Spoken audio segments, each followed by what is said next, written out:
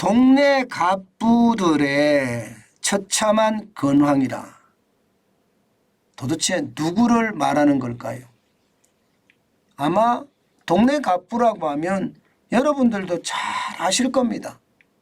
몇내 갑부 이러면 방앗간 하는 사람이 몇내 갑부죠. 술도가 하는 사람이 몇내 갑부입니다. 예. 그런데 동네 갑부잖아요. 동네 갑부 이러면 주유소 하는 사람들이. 주유소 하는 사람들이 동네 갑부가 옛날에는 많았거든요. 그런데 이 동네 갑부가 여러분 참 심상치 않습니다. 여러분 이거 한번 보세요. 전년 대비 2022년입니다. 동네 주유소 감소 수 234개입니다.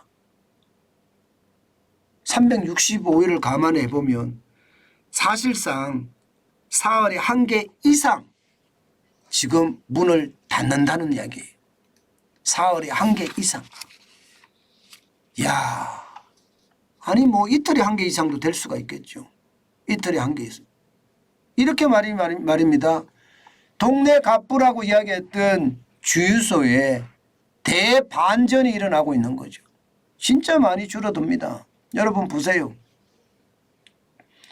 2018년만 하더라도 11,750개였습니다. 그러던 것이 2023년 4월 현재 11,750개에서 100입니다. 100. 106개로 줄어들었습니다. 이게 여러분 일반적으로 자동차가 계속 늘어나면 주유소도 따라서 늘어나는 게 일반적이거든요. 이제는 자동차가 늘어나도 주유소는 줄어들어요. 왜? 전기차가 많아지니까. 왜? 수소차가 많아지니까. 점점 주유소가 줄어들어가는 겁니다. 그러니 동네 부자들이 지금 최악의 상황을 맞는다 이런 이야기까지 나오거든요. 2021년에 보세요. 2021년에 11,378개가 2022년에 11,144개로 줄어들었잖아요. 이게 줄어드는 게 234개나 된다는 뜻입니다. 234개. 그러니 뭐 사흘에 하나씩 망한다. 아니면 이틀에 하나씩 망한다. 이 말이 거짓말이 아닌 거죠. 현실이 되는 거죠. 현실이. 이 망하면 여러분 이렇게 망합니다. 쉽게 말하면 좀비가 되고 맙니다. 좀비 주유소. 왜 이렇게 될까요? 망하면요. 이게 주유소는요. 기본적으로 환경복구를 해야 됩니다. 그런데 이 환경복구하기가 진짜 만만치 않아요. 환경복구하는 데 들어가는 비용이 얼마나 많이 들어가느냐. 적게 들어갈 때는요. 적게 들어갈 때는 1억 5천이 들어가고요.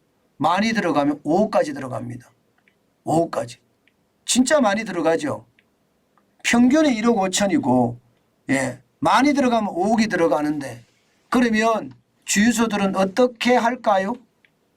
주유소들은 어쩔 수 없습니다. 주유소들은 어쩔 수 없이 말입니다. 그냥 좀비 주유소로 놔두는 겁니다. 좀비 주유소. 놔둘 수밖에 없습니다. 이것을 회복을 한다는 건 거의 불가능하니까요. 그나마 말입니다. 도심에 있는 건 나아요. 도심에 있는 거는. 도심에 있는 것은 땅이라는 게 있으니까 이게 개발을 하면 되잖아요. 그러나 도심 밖에 있는 것은 이 상황이 진짜 나빠질 거예요. 실제 도심에서 한번 볼까요? 도심에서는 여러분들도 잘 아시는 뭐 청담동의 경원주유소 이런 데는 R&D 센터로 바꾼다. 2022년에 폐업했거든요. 그리고 개포동에 있는 동일석유 남부주유소 마찬가지 스타벅스로 바뀌었습니다. 스타벅스로. 대치동에 있는 SK네트워크스의 동일석유 주유소 2018년에 폐업했습니다. LG전자 베스터샵이 입주해 있습니다. 그리고 역삼동에 SK네트워크스에서 운영하는 서광거린 주유소 2018년에 폐업했습니다. 여기는 스타벅스예요. 스타벅스. 그리고 논현동 주유소 2020년에 폐업했습니다. 그리고 여기는 건물이 들어섰어요. 쉽게 말하면 여러분 이게 버티지 못하고요. 다 망한다는 이야기예요. 다 망한다. 이 동네 주유소가 진짜 심각하다는 거예요. 그럼 지방은 어떨까요? 지방은요.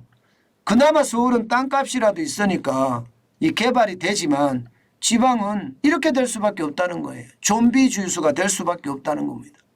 그러니까 요즘 주유소는 그런 이야기가 나와요. 스타벅스로 바뀌든지 아니면 좀비 주유소로 놔두든지 둘 중에 하나다. 이렇게 말입니다. 문제는 앞으로 더 심화될 것이라고 보이는 거예요. 더 심화된다. 왜 심화가 될 거냐. 예, 여러분 주유소의 평균 영업이익률을 보면 최악이에요. 지금 주유소의 평균 영업이익률은요 2.52%입니다. 2.52%. 도소매업이 4.1%인데 비하면 굉장히 낮죠. 예, 음식업이 15%에 비하면 더 낮습니다. 음식업은 그래도 평균 영업이익률이 15%는 된다고 합니다. 거기에 비하면 주유소는 2.5%니까 최악이잖아요. 그죠? 최악. 더 큰 문제가 있습니다.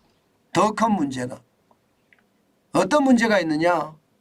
지금 앞으로 영업이익률이 낮은 데다가 이제는 기름 넣는 차들도 줄어들 겁니다. 전기차나 수소차가 더 많이 늘어나니까요.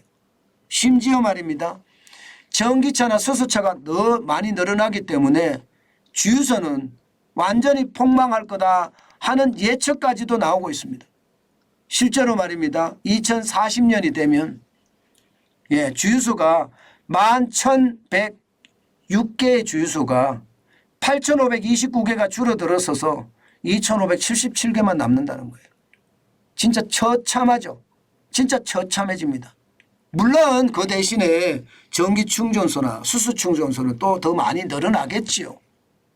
그러나 이게 여러분 변화하기가 쉽지 않은 것이 앞서도 말씀드렸지만 이게 환경복구를 해야 되잖아요. 예, 이 환경복구 돈이 적게는 1억 5천 많게는 5억까지 들어가는 그런 상태에서 이게 쉽게 말하면 주유소의 에너지 전환이 가능할까요? 쉽지 않습니다. 진짜 쉽지 않아요. 그래서 요즘 동네 가부들이 철저하게 무너진다 이런 이야기를 하는 게 또 지금 현재 상황입니다. 저는 이런 것을 보면서요. 참 시대가 빨리 변하는구나.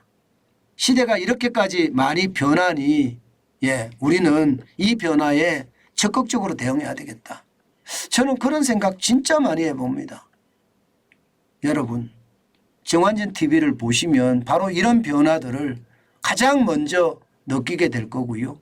또 제가 앞으로의 어떤 추세까지도 제가 말씀을 드렸잖아요. 앞으로의 추세까지도 실제로 이런 일이 일어날 겁니다. 제가 제 혼자의 느낌으로 말씀을 드리는 것이 아니라 에너지경제연구원이 예측한 자료를 가지고 예측을 해드린 겁니다. 그런 것을 생각하면 주유소가 앞으로 어떻게 변해야 될지 아마 많은 주유소하는 사장님들이 다 아실 거라고 생각을 합니다. 가만히 있지 말고요. 변화의 동력을 스스로 만들어내는 것 저는 굉장히 중요한 요소라고 생각을 합니다. 정환진 TV를 보고 계신 주유소 사장님들이라면 변화하세요. 변화만이 나를 살릴 수가 있다. 그 말씀 저는 강력하게 강조합니다. 제가 여러분들에게 움직여라. 움직이면 변화의 선두에 설 수 있다. 하다못해 말입니다. 식당 아니든 가게 아니든 아니면 작은 사무실 아니라도 걸어다니라. 그러면 엔돌핀이 나오고 아이디어가 떠오른다. 제가 그런 말씀을 자주 드리는데 움직이는 것이 변화의 시작입니다. 저는 변화하지 않으면 결국 도태되고 만다는 일반적인 논리가 저는 작용이 된다. 특히 경제에서는 많이 작용이 된다. 저는 그렇게 생각합니다.